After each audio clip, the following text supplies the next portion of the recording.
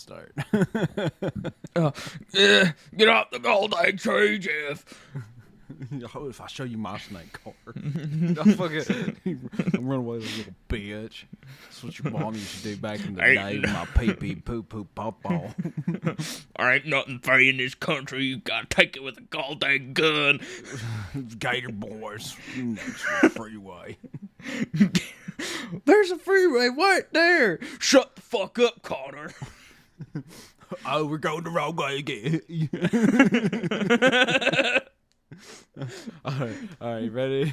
We gotta clap. 1, 2, 3. Ben, What? we did this last time. What do you Say mean? clap. I have to say it? Yeah, I did. It was exactly what happened last podcast. You didn't say it. Yeah, I did. 1, No, 2, you didn't. 3, You didn't clap. say clap. Did you clap that time? No, I didn't know we were doing it again. 1, 2, 3, clap. All right, You were off. You clapped after me. I heard it, but I'll fucking edit it.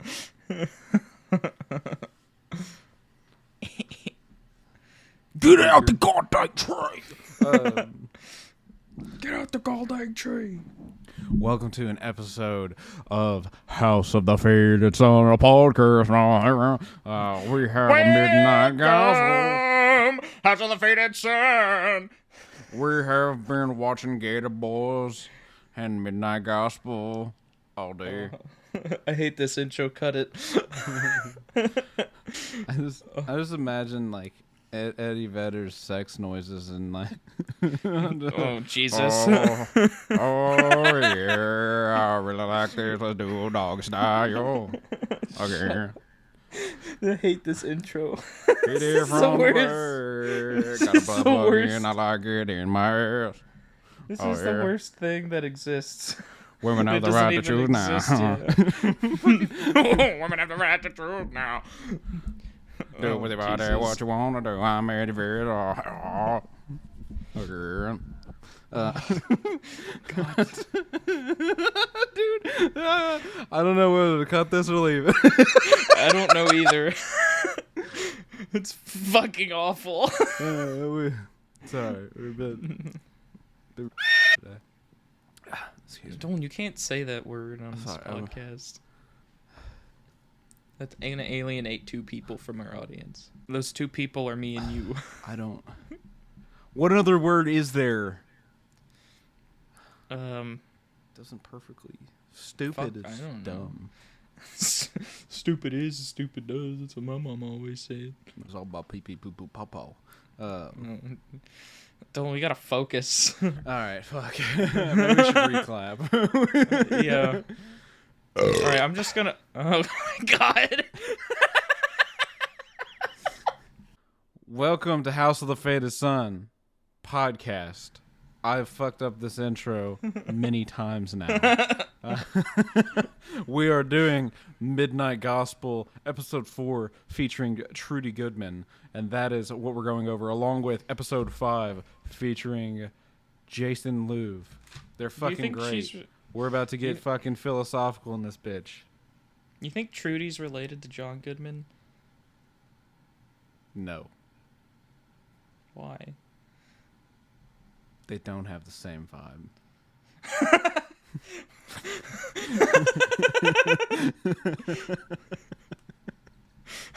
Wait, you tell me she doesn't go out in the middle of the night and start smashing someone's car and go, you know what it's like, Trudy?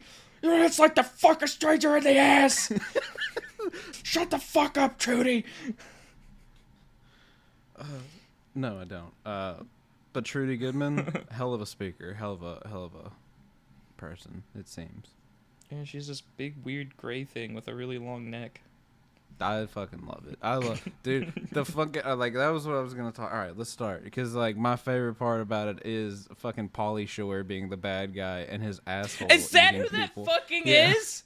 Yeah. That's Pauly Shore? Pauly Shore's asshole eats people. I didn't know that was Pauly Shore. Oh, fucking kill! Hi, Trudy. Are you fucking I've been trying to figure out who that was, but I never looked it up. Because like for some reason my dumbass thought it was Bobby Lee, and so I was like, but that doesn't sound like Bobby. It sounds like Bobby Lee doing a Pauly Shore impression. Now we know why. Yeah, it was. It was just Pauly Shore. It was Pauly Shore doing a Bobby Lee impression, doing a Pauly Shore impression. All right, my favorite part is number 1, Pauly Shore's asshole eating people. Number 2, It's so jarring when he does it, because he just fucking does it. There's no lead up or anything. He just eats Trudy's boyfriend with his ass. I'm hungry, and so is my ass. God. I love that. And dude, one of my favorite running jokes in this series is the dog. Like, oh, how it just eats people and then sends them to another dimension. yeah, so like he crawls into his dog's stomach, and I just was thinking about it, and I was trying to think of like the interpretations you could give for it, and it's just like, all right, a dog is in the purest form of experience. It just takes things for what they are and moves on to the next thing.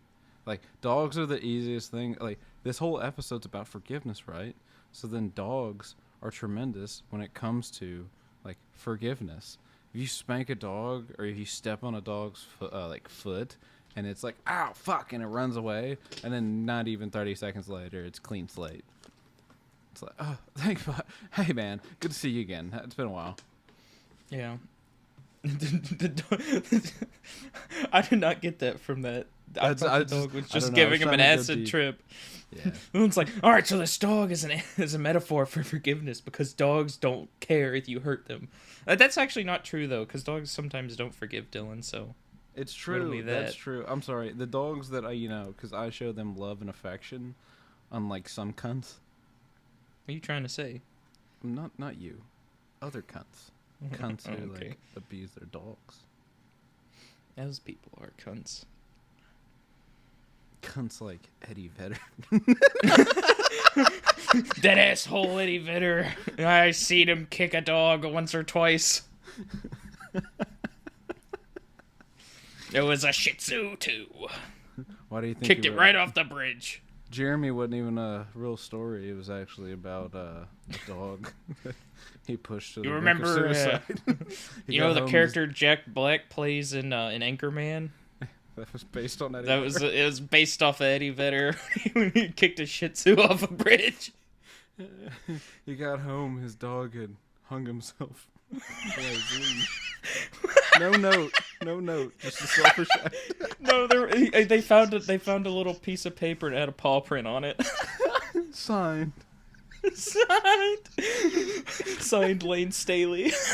That was one of the fucking weirdest parts of Oppenheimer last night. Was like, it was so deep and everything, but then like the one part that they had that was weird was where they mentioned like that woman, Florence Pugh's character. I think she spoiler alert, she committed suicide and then left a note unsigned. And it's like, okay, was that last part? What the fuck was the need for that last part? What'd you say that? She didn't sign. Strange thing to say. She didn't sign her own suicide note. What the fuck is the point? That was the McCarthyists. They're the ones that killed Florence Pugh. Maybe for some reason, for like a half second, I thought I saw like a third hand like pushing her head into the water. So maybe they were kind of like ambiguous about like, was she assassinated or not? We need to go back and analyze that scene and see if there's any suit ties on the door. Fuck. I'm gonna light my Candleberry candle. And that's our paid sponsor, Candleberry. They give me a candle for free whenever we say their name. Except I don't get paid at all. In fact, I have to pay for the candles I get. All right. I think that should be different considering the ties there, but I'll keep my mouth shut. For the factory and everything. Yeah, I mean, whatever. That is not the tie I was speaking about. I'm inside. I don't know. It's like, I can't say it out loud right now. I'll get yelled at. Dylan, don't say that. I didn't say anything. I didn't say a fucking word. Was that the ghost of Eddie Vedder? It was the ghost of Eddie Vedder. That was the ghost of Dave Grohl. He's like, I didn't have a fucking choice. I had to do it. we're gonna have to cut all of this too. We're just fucking. We're 15 minutes in. It's just fucking absolute bullshit. It's just us. We're like, hey guys, it's Midnight Gospel. Now let's talk about Oppenheimer and Florence Pugh's tits. I will say, Yes. nice. I saw Piper fucking put her hand over your eyes. She smudged my glasses, so then I had to clean them and get an even better look at those tatas. It was like, whoa. Also, it's HD. it's also nice to mention that we were in like the equivalent to an IMAX at that theater, and we were in the front row. That was a bit disturbing on my end. I didn't like being that close, but also it was nice. Every time every time there was an explosion or something loud, I thought I was about to die. Oh, I felt it in my chest, dude. So I was thinking about that, I thank God, like I'm sober, like, cause if I went in there stoned and fucking watched that movie, the amount of shit that would have came out of my ass. Not even from like just the nuclear bombs, but like because they're like, I think we just killed the world. Like, fragments of like whenever his reality shaking is like mine would have too. Not just that, but like because it talks about they're like a chain reaction that could fucking explode the world instantly if we fuck it up, and they're like, oh yeah, what's the % chance of that happening? Oh, right around 0. You're like, right around 0. That's not 0. That was something that was fucking with me the whole time too. Was that okay? So every time we drop one of those bombs, we push that No. zero So a little bit closer. what they were saying, what they were saying is that because it was the first time that anybody had ever dropped a bomb like that, so they were saying that the % chance of that happening, they weren't sure if it would happen because it's never been done before, but they were saying that it did have a % chance of happening. Yeah. Okay. So, but But like, they what figured it is out how to do it. The energy that it takes to split an atom, then can it does dissipate. But would there be enough, like created by the force of the bomb itself, to then split other atoms around the area?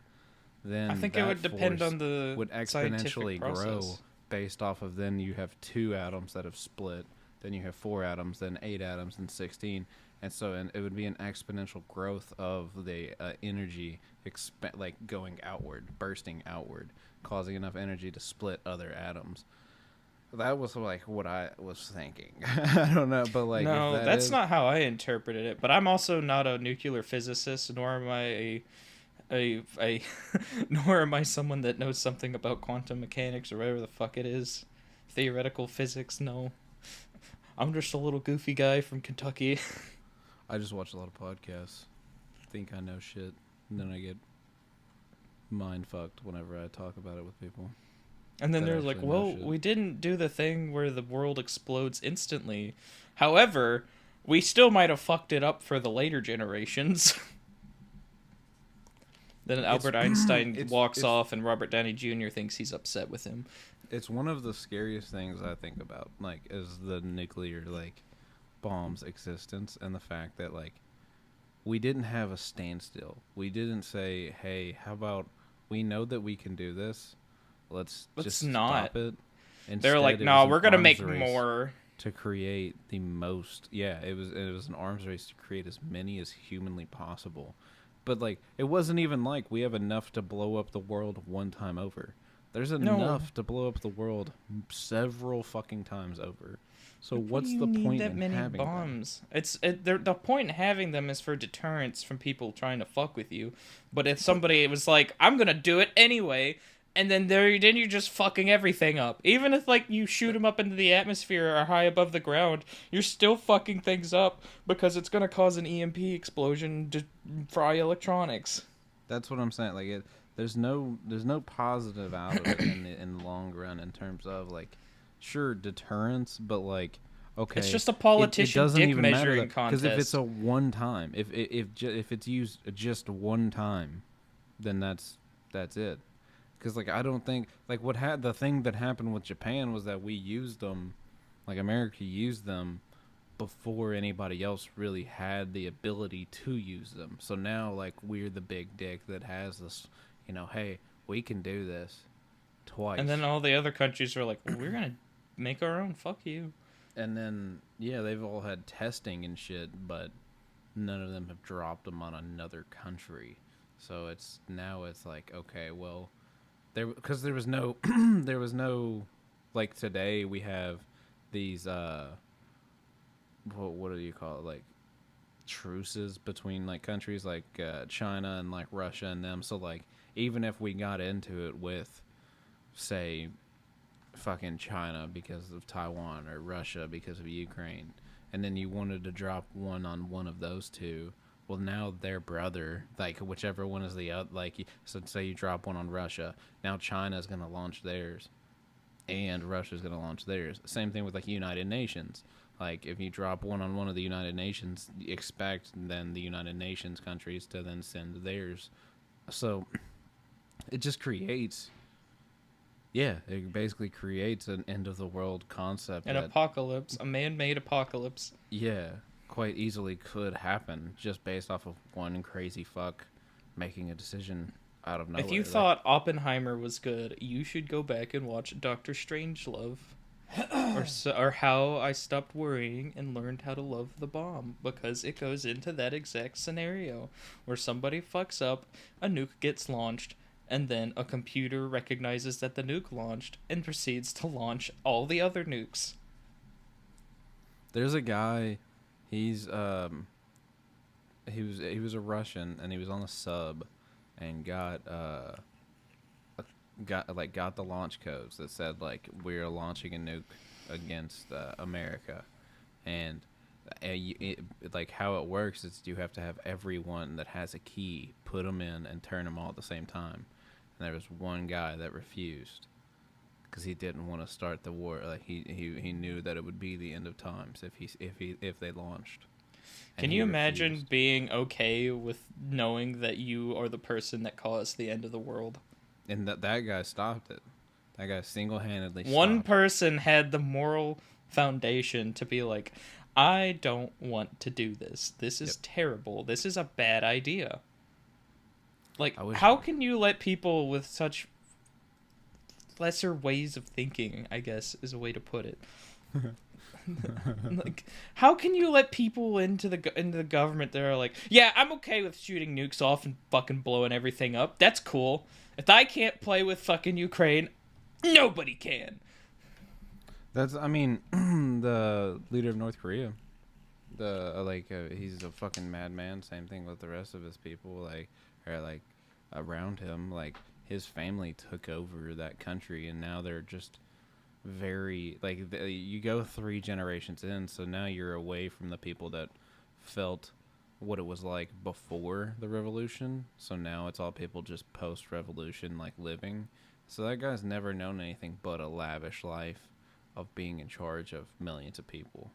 So his mind's going to be fucked, and the next generation after him is going to be even more fucked because they don't understand life outside of it. So no wonder that these people get so fucking just disarranged. Like, their mind is just so fucked. Yeah, okay. Let's see. All right, I found the guy. His name's Stanislav Petrov. Let's see what his full story is. As a lieutenant colonel in the Soviet Defense Forces, Petrov was on duty September 26, 1983, when the early warning satellite system he was monitoring detected what appeared to be 5 approaching U.S. nuclear-armed intercontinental ballistic missiles. Petrov was faced with a critical choice that had to be made immediately: treat the warning as a false alarm, or alert his superiors, who likely would launch a counterattack. Petrov went with a false alarm, later explaining that he reasoned if the United States were really to start a nuclear war, it would do so more than 5 missiles. That's fucking, what a fucking, battle of logic there. 5's too You have 30 seconds to make the biggest decision in mankind's history. What do you do? It's like, America would launch more than 5. They got big guns. They launched 2 for an island. For an entire continent? Fuck.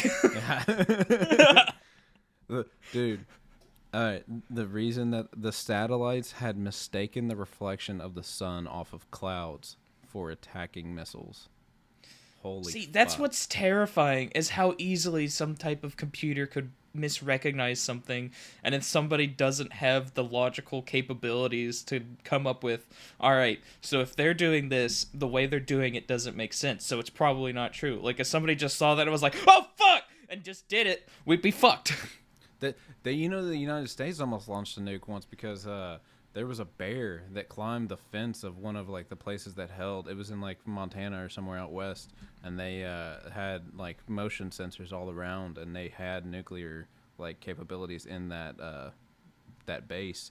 And when they caught the motion, and then instead of hitting the right button to say like there's a motion warning, they clicked the wrong button, and it meant like time to launch the nukes, bitches. And so like everybody went into full war mode, and like there was a plane I think like about to take off, and it had to like they were like, fuck, don't like, don't do that. Let me look up bear nuclear incident. I don't want to know how many times we've come within inches of fucking Armageddon from stupid bullshit like that. Bears. The United States dropped bombs on ourselves by accident one day. Are you shit? No, that can't be true. We're gonna go full. Yeah, you're about to get so many things. All right, we're not doing midnight gospel, boys. It's nuke day. Yeah, today's about nuke. We watched Oppenheimer last night. We're still kind of fucking jazzed. It was fucking awesome. October 25th, 1962. America was in the middle of the Cuban Missile Crisis. U.S. government was livid, and for 13 days it demanded the removal of the missiles from Cuba when the Soviets added them, blah, blah, blah. With all this going on, much of the U.S. was on DEFCON 3, which it's what Kanye was on with the Jews. It meant the Air Force had to be ready to mobilize within 15 minutes. Strategic Air Command, the bulk of the U.S. nuclear arsenal, was at DEFCON 2, one step below a nuclear war. At midnight on October 25th, some of these words, I don't know what this word means. A portly saboteur set off the intruder alarms at Duluth Sector Direction Center in Minnesota. A sentry fired shots at the intruder and raised alarms all over the area, believing the Soviets were making a move against the Air Force assets. So, Dylan, what that means is it's like a fat guy that sabotages things.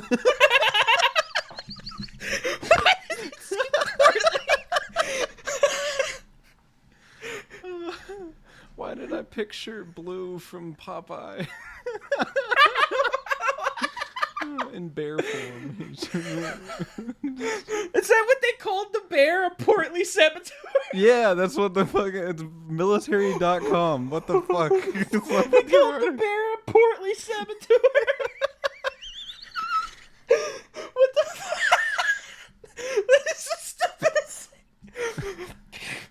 If I ever buy a bear and adopt a bear as a pet, his name will be Portly Saboteur. That's all there is to it.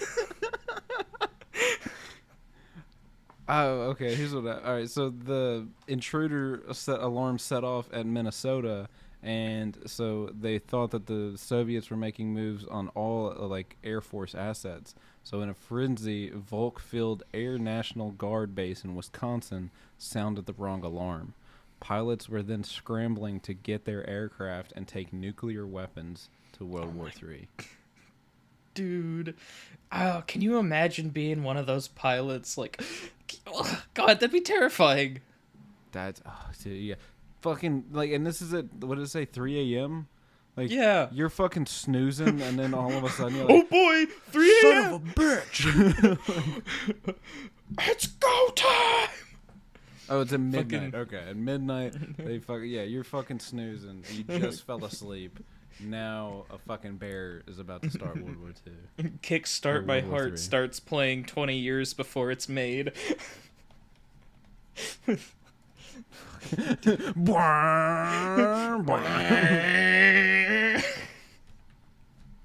Oh my god, that I just can't fathom being a person that has to carry and pilot the plane that sends the nuclear missiles to fuck the world.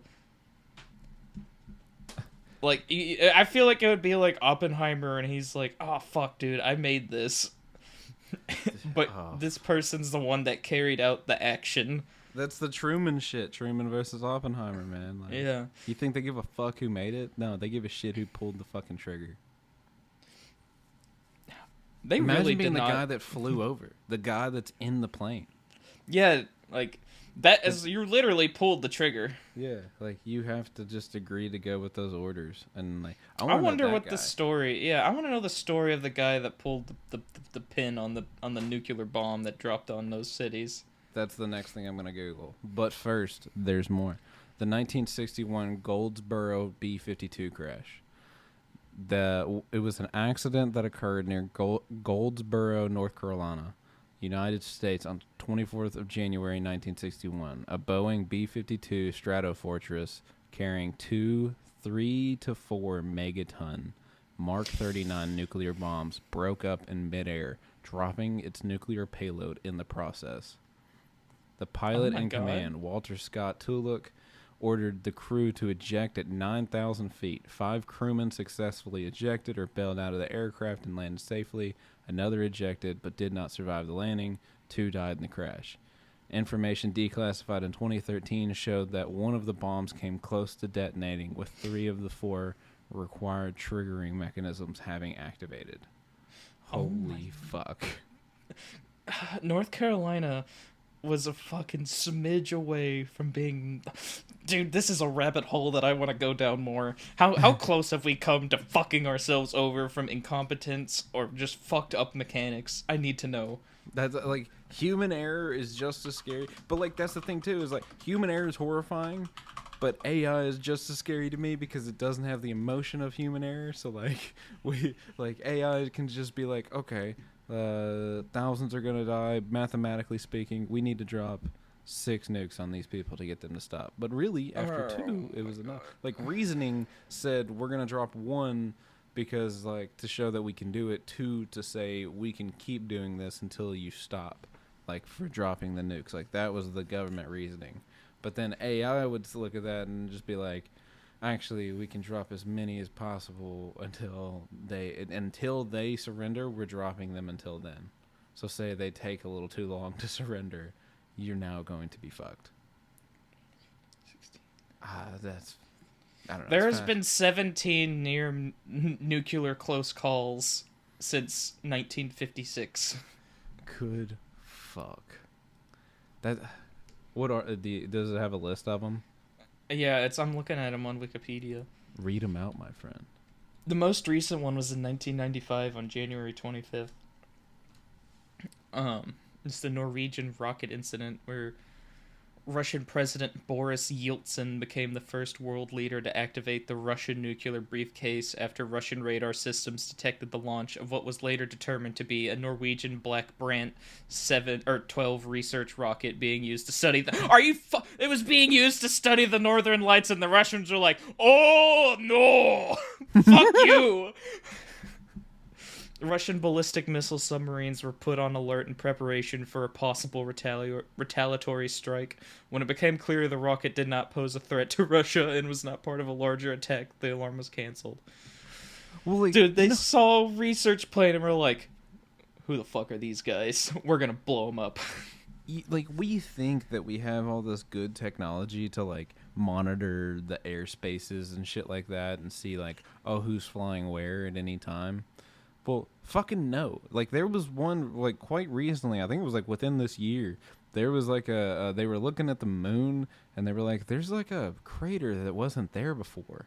And they, like, there was, like, a theory that, like, they think somebody shot of something, like, into space, and it hit the fucking moon. Like, whoa, dude, that's crazy. Yeah, How'd that happen? Like, did somebody shoot something up there? Who did that? And China was like, it wasn't us. Russia Them was like, silly guys.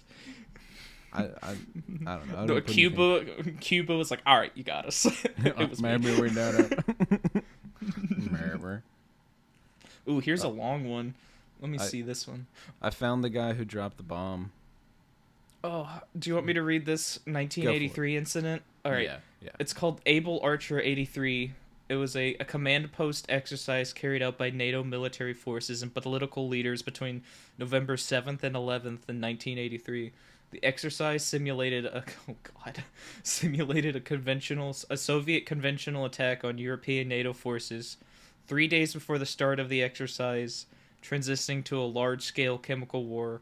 And on day one of the exercise, NATO forces sought political guidance on the use of nuclear weapons to stem the Soviet advance, which was approved by political leaders. NATO then began simulating preparations for a transition to nuclear war. Holy fuck. These simulations included 170 radio silent flights to airlift 19,000 U.S. troops to Europe, regularly shifting military commands to avoid nuclear attack. The use of new nuclear weapons release procedures, the use of nuclear command, control, and communications networks for passing nuclear orders, the moving of NATO forces in Europe through each of the alert phases from DEFCON 5 to DEFCON 1, and the participation of political leaders like Margaret Thatcher, Helmut Kohl, and Ronald Reagan. The issue was worsened by leaders referring to the B-52 sorties as nuclear strikes, by the increased use of encrypted diplomatic channels between the US and UK, and by the nuclear attack false alarm in September. In response, Soviet nuclear-capable aircraft were fueled and armed, ready to launch on the runway, and ICBMs were brought up to alert. Soviet leaders believed the exercise was a ruse to cover NATO preparations for a nuclear first strike, and frantically sent a telegram to residencies seeking information on NATO preparations for an attack. The exercise closely aligned with the Soviet timeline estimations that a NATO first strike would take 7 to 10 days to execute from political decisions being made. Soviet forces stood down after November 11th when the exercise ended, and NATO was not aware of the complete Soviet response until British intelligence asset Oleg Gordievsky passed on the information. How about we use different code names than nukes? The sorties, the B-52s were called nuclear strikes. What the fuck? Who the fuck overlooked that? Oh my god. That's the shit like where you just don't tell somebody, hey, we're gonna do testing flights over here. Like that's happened multiple times now to where they say like, oh yeah, this was like there's gonna be like we're gonna do some test like flyovers and shit in this area, and then they get fucking shot down, or like civilian planes going over certain places and they get shot down because they're just not fucking communicated. And it's like, what the fuck is this? Because didn't that happened in Ukraine like before the war? Like there was a like I'm pretty sure a civilian plane that just got shot down by Russia because they thought it was a warplane coming in. Oh my god, we almost got put into a nuclear conflict from a solar flare. Jesus. Those are pretty scary. I don't know. I've heard mixed opinions on the solar flare things because I've heard it could wipe out all of our electronics, and then I've heard others that say like scientists say no, like there's not a solar flare that would go that's fucking strong because of how far away we are. It just depends. It's weird. I don't know. I don't know. But all right, so let's hear about Mr. Enola Gay bomber. Yeah. Okay. So, what's his name? I kind of went away from where. His last name's Tibbets. I think it's William Tibbets. Let's see here. Paul Tibbets. I'm sorry, Paul Tibbets. Oh wait. What? A side note. I just saw something. In the background for this article, it says effects and estimated megadeaths of explosions. Peace cells? Okay. Sweating Bullets is a very accurate song for the fucking the Russian leader in 1995 when he's got the nuclear briefcase. He's like, "Hello, me. It's me again. You can subdue but never tame me. Fuck. It gives me a migraine headache." Worrying about nuclear war. Hashtag up. Hashtag couldn't be me. Dude, all right, so on August 5th, 1945, Paul Tibbets formally named his B-29 the Enola Gay after his mother. Oh, so that's where you got that name from. Yeah, it I had always wondered personally been selected by him on recommendation of a civilian production supervisor while it was still in assembly at the plant in Bellevue, Nebraska. The regularly assigned aircraft commander Robert A. Lewis was unhappy to be displaced by Tibbets for this important mission and became furious when he arrived at the at the airfield on the morning of the 6th of August to see the aircraft he considered his painted with the now famous nose art. Lewis would fly the mission as Tibbets' co-pilot. That's funny. So, like, Robert A. Lewis could have been the guy, and he's like, I want to drop the fucking bomb. And they're like, no, I want to fucking do it. Paul, you got it. Well, I mean, at the time, time, I could see where they would be gung ho to do it because Japan was refusing to surrender, and they were like, "We just want this shit to end." Yeah. And I hate you. That's what was going through American minds at that point in time. I don't like you. You're gay and you're tacky. What is it? Oh, you're tacky and I hate you. You're tacky and I hate. Sorry about the gay drop. I'll cut that out. At 0 to No, 45, you're talking about the Enola Gay. Yeah. Oh yeah. You're Enola Gay and you're tacky. I hate you. At 02:45 the next day, in accordance with the terms of operations number 35, the Enola Gay departed Northfield for Hiroshima, Japan, with Tibbets at the control. Tainan was approximately 2,000 miles away from Japan. Oh, that's where they were shooting out of. Okay, sorry. So they're approximately 2,000 miles away from Japan, so it took 6 hours to reach Hiroshima. For that 6 had to have hours, been, for yeah. 6 hours, you're sitting there just fucking thinking about what is about to happen, the destruction you're about to fucking. That had to unfold on have these been the most tense 6 hours of these people's lives. That's one thing I loved about that movie was the minute countdown actually being Oh a my minute God. long. Like That I like movie, felt so much fucking like pressure. That is something that Christopher Nolan is a master at doing, is building tension in the scene, because he gets rid of all of the other sounds and all you can focus on are like the little clicks and ticks, like in what the fuck was that movie? In Verdun, whenever that's before the beach invasion at the very beginning, and all you can hear is the stopwatch going, and there's like shit falling out of the sky, and it's got a bunch of British soldiers running for their lives. This shit's insane. Fuck, I'm gonna watch that now. Did I call it Verdun? It's Dunkirk. Thank you. Okay, yeah, I was confused because I was like, Verdun doesn't. Verdun's World War I in France. Okay, sorry. Thank you. Well, it took 6 hours for him to reach. The atomic bomb, codenamed Little Boy, was dropped over Hiroshima at 8:15 local time. Tibbets recalled that the city was covered with a tall mushroom cloud after the bomb was dropped. He was awarded the Distinguished Service Cross. After landing on Tinian, he became a celebrity with pictures and interviews of his wife and children in the major newspapers. That got him. Can you imagine becoming a celebrity for dropping a bomb that killed like 70,000 people in like 2 seconds? So that was Hiroshima. Let's see, Nagasaki. Nagasaki, they dropped the Fat Man. Charles William Sweeney, an officer in the United States Air Force during World War II, pilot who flew Boxcar carrying the Fat Man atomic bomb to the Japanese city of Nagasaki at August 9th, 1945. Also, Fat Man, this out, the blast yield equivalent to 21 kilotons of TNT. Yeah, did you see the difference between the boxes in the movie? Like, the little one was Little Boy, and the big one was Fat Man. I did. Fat Man was huge. That was funny. I did notice the difference in the boxes, and I immediately thought, is that why they were named like that? Yes, that's exactly why. Because the Little Boy one was like, it was kind of long, and it was more like a cylinder. The Fat Man was like a big fucking chode. Well, I'm gonna look up pictures of him so you can. I'm gonna send you pictures of the planes and of the bombs. Dude, all right. So, poor bombing visibility and increasingly critical fuel shortage eventually forced the boxcar to divert from Kokura and attack the secondary target of Nagasaki. Oh, it was supposed to attack. Holy shit! It was supposed to attack a different fucking place. Oh, Dude, fuck? that sucks for Nagasaki. Unfortunate.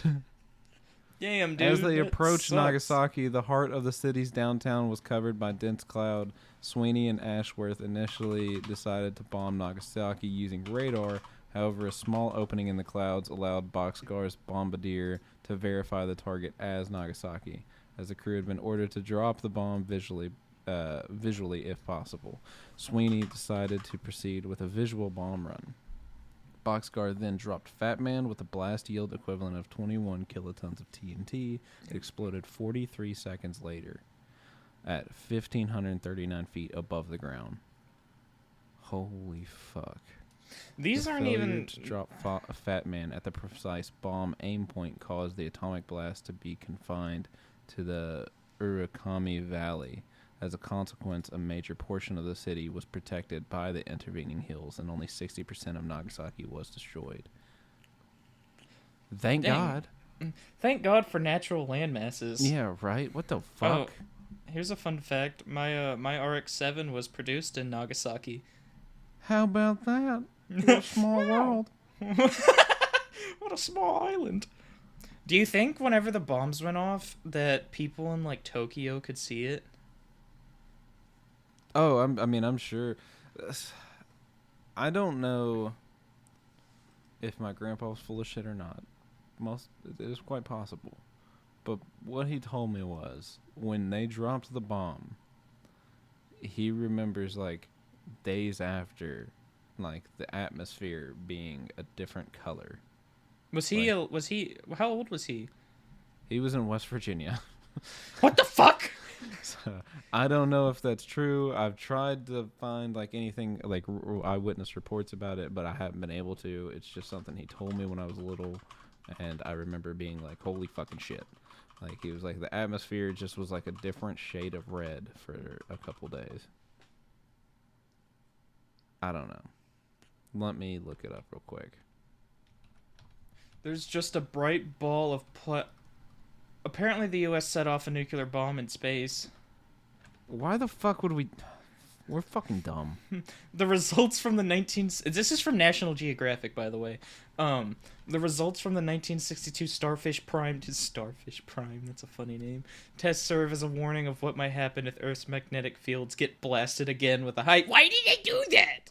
Why did they do that? Taters were also holding Watch the Bomb Party. Let's watch the nuclear bomb blow up. What a fun thing that would be. So the one that they...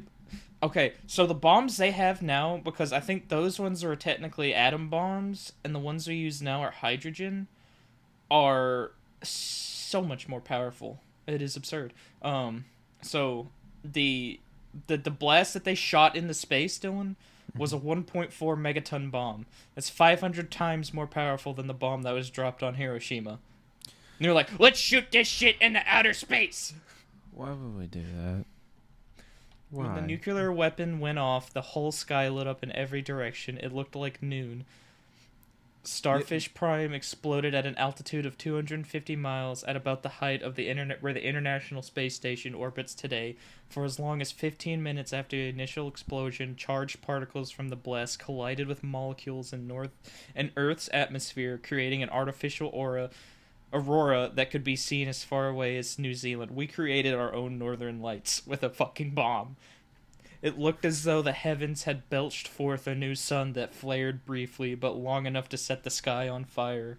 According to one account in the Hilo Tribune Herald, an accompanying electromagnetic pulse washed out radio stations, set off an emergency siren, and caused streetlights to black out in Hawaii. The fuck? What the fuck? The following year, the US, the UK, and the USSR signed the Limited Nuclear Test Ban Treaty, and outer space has been H-bomb free for almost 60 years. Thank God! Guys, we did it one time. We're not gonna fucking do it again. I'm sorry. But the results of Starfish Prime... fucking name! The results of Starfish Prime serve as a warning of what might happen if Earth's magnetic field gets blasted again with a high dose of radiation, either from another nuke or from natural sources, such as the sun. The memory of that day stuck with Spriggs, who is now a weapons scientist at Lawrence. I don't care about that. Do you know the most like the strongest bomb in the world is the Tsar Bomba, the Russia. Oh, of course they have the strongest bomb in the It, world. it, Why so wouldn't it, they? the detonation they have done the test like of the Tsar Bomba. The detonation was astronomically powerful, quote unquote, over 1,570 times more powerful than the combined two bombs dropped on Hiroshima and Nagasaki. The Tsar How much? Bomba yield was 50 megatons, Oh 10 my times more God. powerful than all of the ordnance exploded during the whole of World War II. It's 1,570 times more powerful than Hiroshima and Nagasaki combined. What the fuck? How? What would that do? That might actually blow up the world. There is a website where we can do this. We can see Tsar Bomba blast range. Why would you make that? Who needs that? Why do you need that? Well, I did it back in the day. I'm not gonna lie. Oh, okay. I was because I was trying to see. I was like, all right, so like if it hit, because I always think like, okay, where's the place that would probably hit in the United States? Probably New York.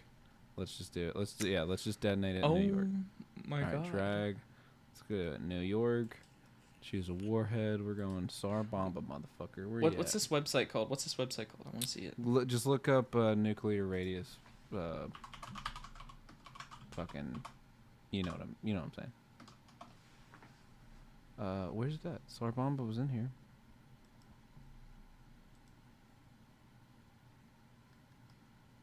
Oh, there it is.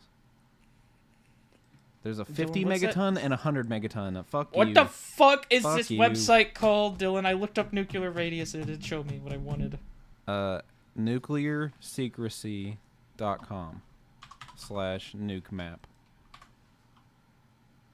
If it hit New York, it hits all the way to Trenton, New Jersey.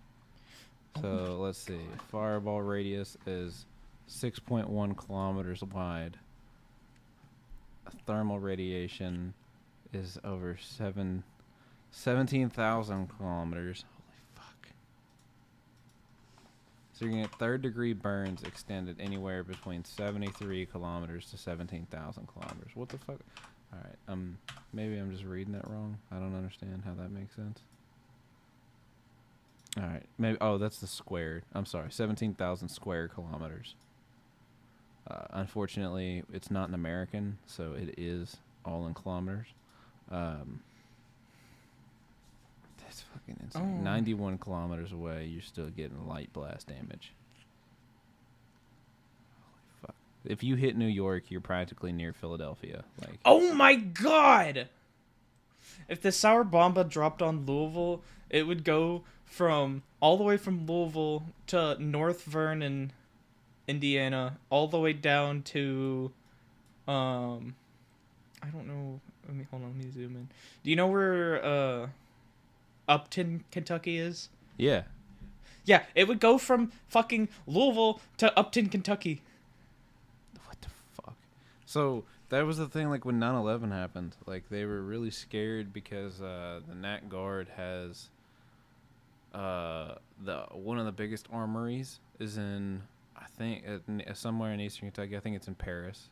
And then also all of the Agent Orange that's left over from Vietnam, we have in Richmond, which is where Eastern Kentucky University is. And there are days where we have like, hey, the air quality is not going to be good, because they release little bits of Agent Orange at a time so that it doesn't kill people, but it's still like slowly getting rid of it. I still don't understand that. Why you do that in a college town? Do that shit in the middle of nowhere. Do that shit in the desert. Fuck you. I don't know. But either way, yeah. So they thought those were potential targets in Kentucky. Fort Knox as well. Thank God.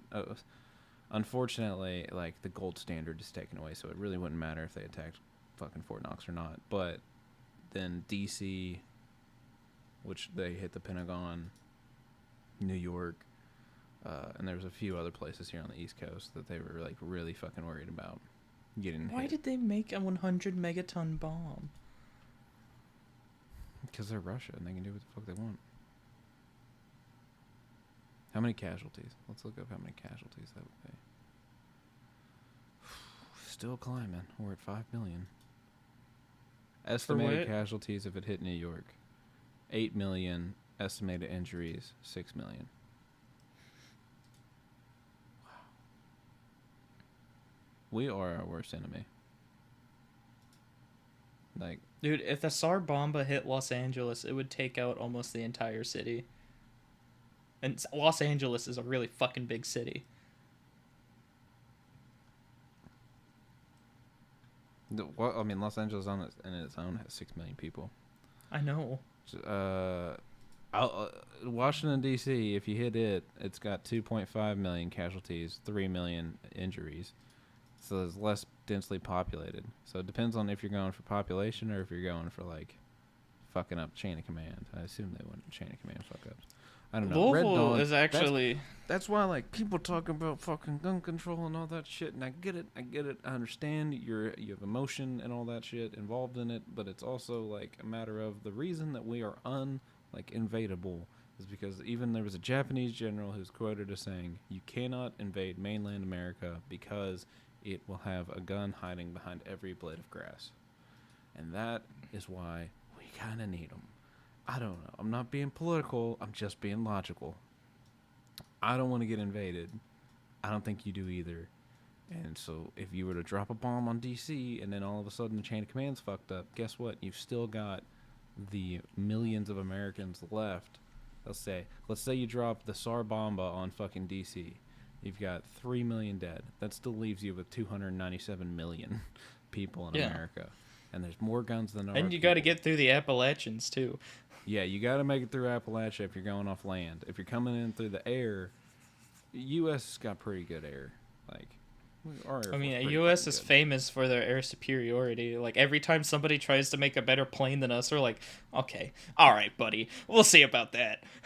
And then, I mean, like, that's part of, like, the big thing. Like, Teddy Roosevelt did a great job, and, like, we got a Navy. That was one thing that fucked us in a couple wars, like, back in the day. Was not having like the a Navy. Revolutionary War, where the French like had to help us. He studied history and saw that, like, okay, how did Britain, like, really just fuck us up was just staying in the sea, not caring. They would just bomb the town until there was nothing left, and then they could invade.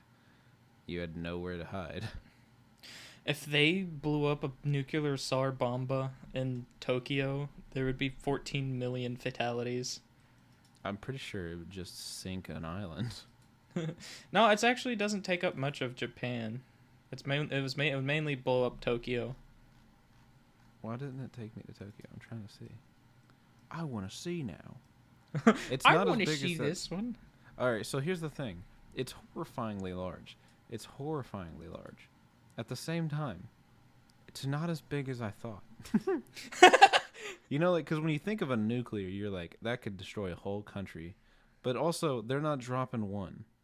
They're dropping a few.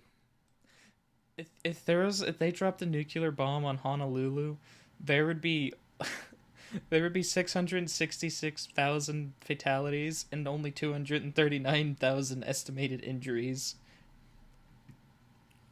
It's fucking insane. That's a small island. I'll give them that. Yeah, that would Let's not say be a you very drop. All right, so technically you drop sound place one. to You drop a one. SAR bomba in Tokyo, and you drop one in Hiroshima. 15 million fatalities, 15 million injuries. For both of them? Yeah. Oh my god. Yeah, so I mean, like, that guy, that Russian dude that stopped the World War III by being like, America would drop more than two. Or more than five. So he thought we would drop more than five. I just dropped two and killed 15 million people. Yeah. All right, let's go to Russia. Let's drop a SAR bomb on Russia itself. Hey Dylan, whenever you post this one on Instagram, could you do the song from Doctor Strangelove at the end? Yeah, It's like, we'll meet again, don't know where, don't know when. I'm limited. If you can find me the name of it, I'll look it up and see. Oh, if it's on We'll Meet Instagram. Again. Because I'm limited to what's on Instagram's, like, music files, because I've tried to put a couple other songs on there before, and whatever's on their music is different than what we like, you know. We'll meet again. Because I think I tried to do Miracles by ICP one day, and it didn't work. You did miracles. It worked. Did I? Oh, okay. Well, there's a couple of them that haven't worked that I've looked up. Maybe it wasn't miracles. Yeah, it's We'll Meet Again by Vera Lynn. It's on there.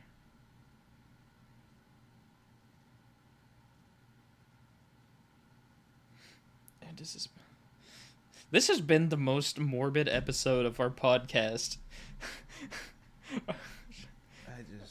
we have done. We just hit an hour talking about nuclear bombs when we were setting out to talk about a spiritual show. Hey man, nukes are pretty fascinating. Okay? It's fascinating how how close we have just come to death for everybody. Like it's insane how many close calls there have been. It was something there should not be close calls for. Yes. 1947 and 1966, Dr. Oppenheimer served as the director of Princeton's Institute for Advanced Study. There he simulated discussion and research on quantum and relativistic physics in the School of Natural Sciences. Oppenheimer retired from the institute in 1966 and died of throat cancer on February 18th, 1967. I wonder how he got that. All that chain smoking and nuclear bombs. Dude legit had a cigarette in his mouth every fucking second of that movie. His title picture, like the picture on the front of the book for American Prometheus, The Triumph and Tragedy of J. Robert Oppenheimer, which is partially what I think that helped write the script for the movie Oppenheimer. No, it was based off of a book. Yeah, I'm pretty sure it was American Prometheus. Yeah, it was American Prometheus. Did you say that? Did I just miss that bit? Yeah, yes, okay. you did. Okay, well that book, like his picture in on the front of that is him with a cigarette. I would also smoke a lot if I knew I killed hundreds of thousands of people. Well, he smoked a lot before that. Dude, I will say he's got the coldest line in any speech. I mean, you can't. There's nothing colder. There's nothing colder in this world than fucking quoting the Bhagavad Gita. By the way, that was what I was gonna transition that before we went on our rant about that. I was gonna transition that into episode 4 because she in Midnight Gospel episode 4, Trudy is reading from the Bhagavad Gita. Oh, is she? Yeah, there's a couple parts where she's talking about forgiveness and shit, and like she's riding on the back of a horse and she's reading out these lines, and it's in Sanskrit. But oh, that's cool. yeah, it's too bad we got on a tangent. we'll get to that some other time. We're like, all right, we should wait because we were gonna watch another movie that's from the Japanese perspective of the bombs going off, and then we were gonna do a kind of like a 2-episode of that and Oppenheimer, and then we just started talking about Oppenheimer and didn't stop. I can't. It was so good. Good Lord, man. It's been a while since I've watched a 3-hour movie and was legitimately enthralled for all 3 hours of that movie. I am going to...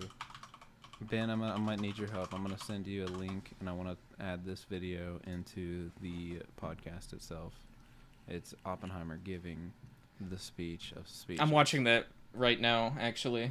Oh, really? That's funny. Yeah, I want to add that into the end of it.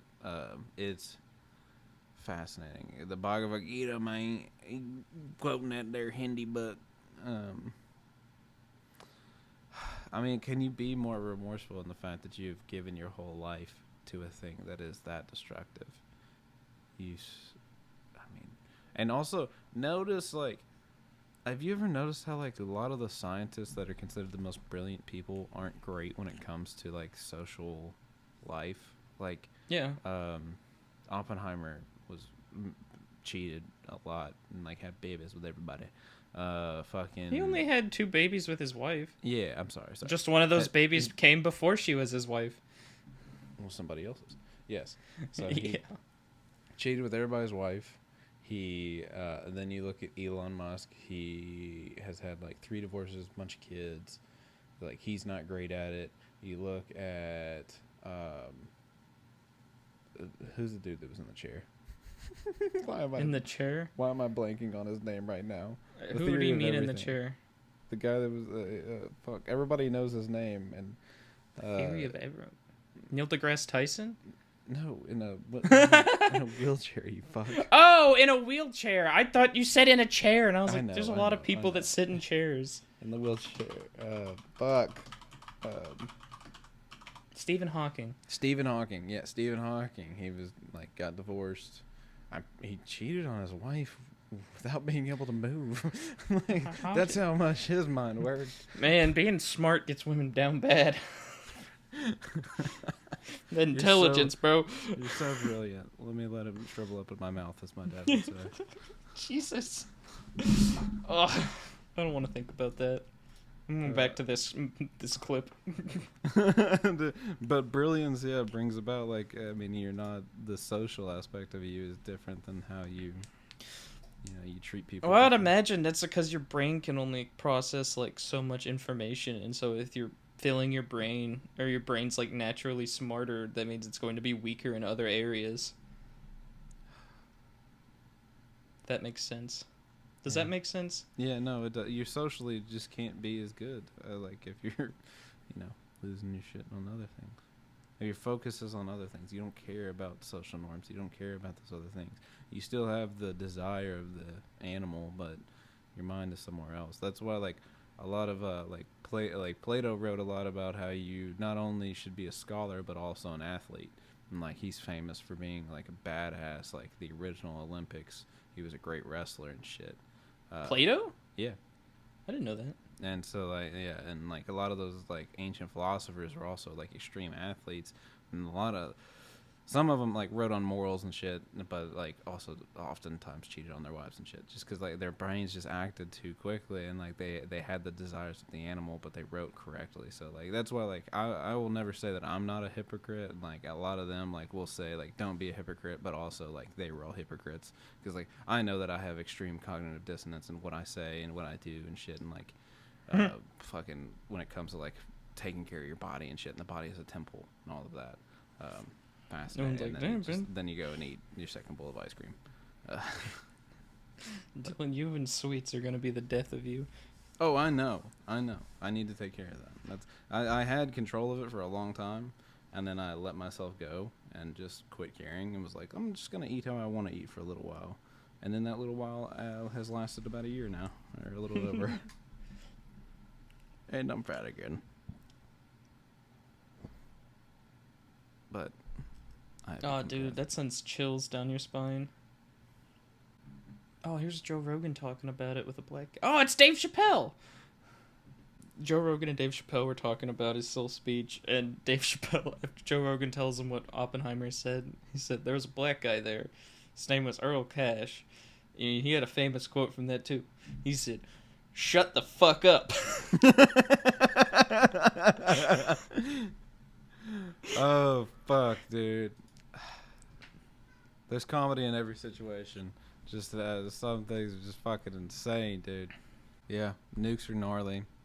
We should be scared, but at the same time, as Duncan Trussell says, there's a man out there underneath what's he say? There's a man out there underneath a waterfall, living his best life, without a phone, without any contact to any of us, not knowing just how scared he really should be. And I envy that man. Ignorance is bliss, my friends. It's really all I have. Yeah, man. Don't get fed up with all the crazy shit that's going on right now. Just live your life. You can't do nothing about it. Unless you're somebody that's in a position of power, which, if you're listening to this, more than likely you aren't. No. Just live your life and enjoy it while you can.